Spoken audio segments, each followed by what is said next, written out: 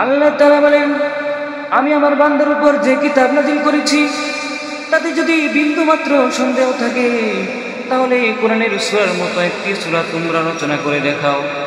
অন্য আয়াতে আল্লাহ তাআলা বলেন, قل إن اجتمعت الإنس والجن على أن يأتوا بمثل هذا القرآن لا يأتون بمثله ولو كان بعضهم لبعض ظهيرا। পৃথিবীর সমস্ত মানুষকে একত্রিত করে হলেও, পৃথিবীর সকল জিনদেরকে একত্রিত করে হলেও, পৃথিবীর সকল শিল্পী কবি সাহিত্যিক, সকল জ্ঞানীগুণী বুদ্ধিমান গবেষকদেরকে একত্রিত করে হলেও কোরআনের মতো কোনো গ্রন্থ তোমরা রচনা করতে পারবে না। 1400 বছর আগে চ্যালেঞ্জ করা হয়েছিল, আজ পর্যন্ত কোনো বাপের বেটার জন্ম হয় নাই কোরআনের এই চ্যালেঞ্জের মোকাবেলা করবে। وَنَعُوذُ بِاللَّهِ مِن شُرُورِ أَنفُسِنَا وَمِن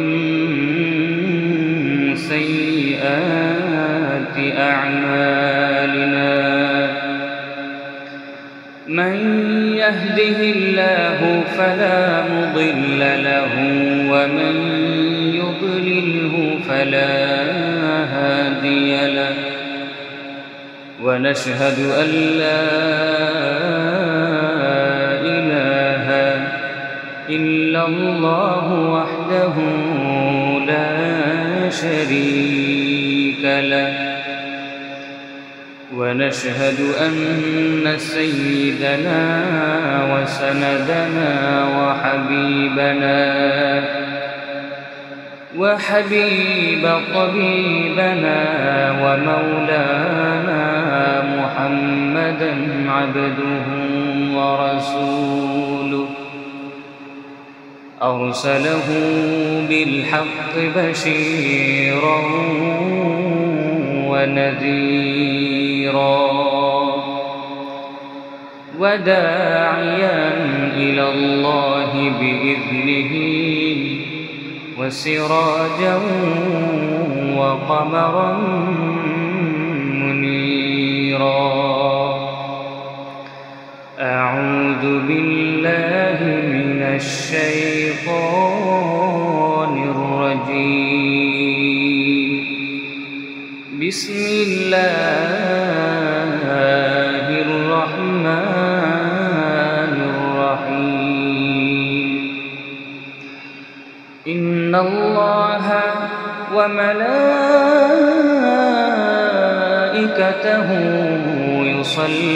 يصلون على النبي يا أيها الذين آمنوا صلوا عليه وسلموا تسليما اللهم صل على محمد وعلى آل محمد كما صليت على إبراهيم وعلى آل إبراهيم إنك حميد مجيد اللهم بارك على محمد وعلى آل محمد كما باركت على إبراهيم وعلى آل إبراهيم إنك حميد مجيد بلغ العلا بكماله كشف الدجى بجماله حسنت جميع خصاله صلوا عليه وآله जगह जी लगाने की दुनिया नहीं है इबरत की जगह तमाशा नहीं है बलगल उला बिकमालिही कशफत दुजा बिजमालिही हसनत जमीउ खिसालिही सल्लु अलैहि व आलिहि।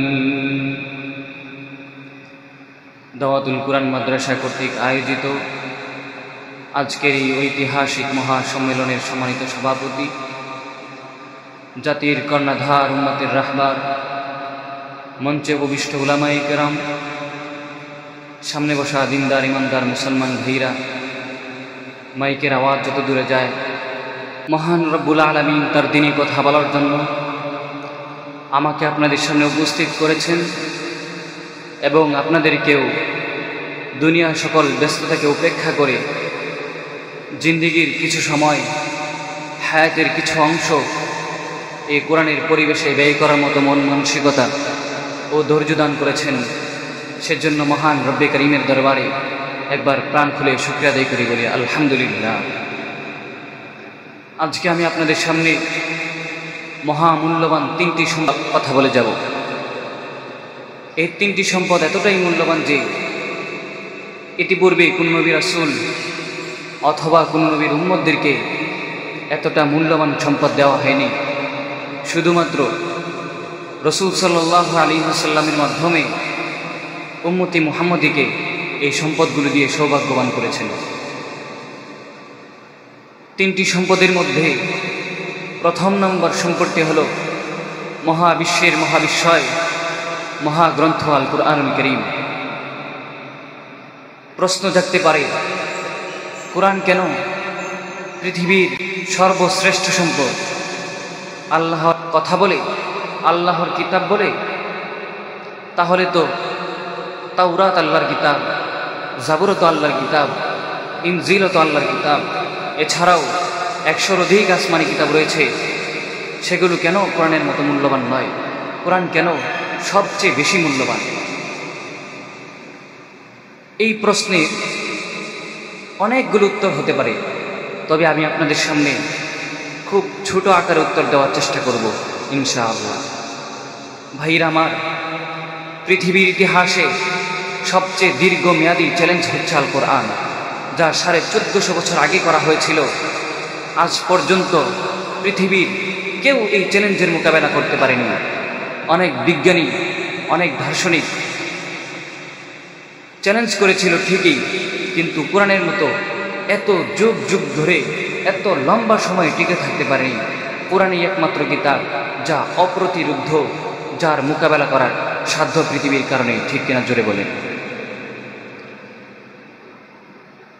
তো চ্যালেঞ্জটি হচ্ছে,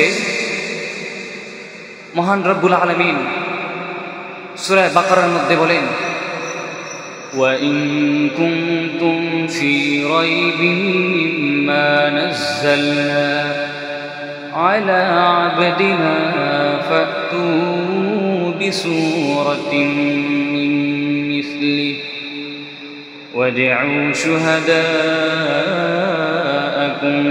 مِّن دُونِ اللَّهِ إِن كُنتُمْ صَادِقِينَ। আল্লাহ তাআলা বলেন, আমি আমার বান্দার উপর যে কিতাব নাজিল করেছি তাতে যদি বিন্দু মাত্র সন্দেহ থাকে তাহলে কোরআনের সূরার মতো একটি সূরা তোমরা রচনা করে দেখাও।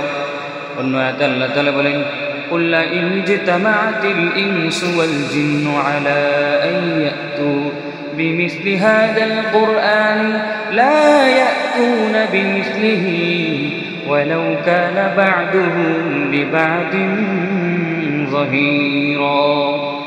পৃথিবীর সমস্ত মানুষকে একত্রিত করে হলেও, পৃথিবীর সকল জিনদেরকে একত্রিত করে হলেও, পৃথিবীর সকল শিল্পী, কবি, সাহিত্যিক, সকল জ্ঞানীগুণী, বুদ্ধিমান গবেষকদেরকে একত্রিত করে হলেও কোরআনের মতো কোনো গ্রন্থ তোমরা রচনা করতে পারবে না। 1400 বছর আগে চ্যালেঞ্জ করা হয়েছিল, আজ পর্যন্ত কোনো বাপের বেটার জন্ম হয় নাই কোরআনের এই চ্যালেঞ্জের মোকাবেলা করবে।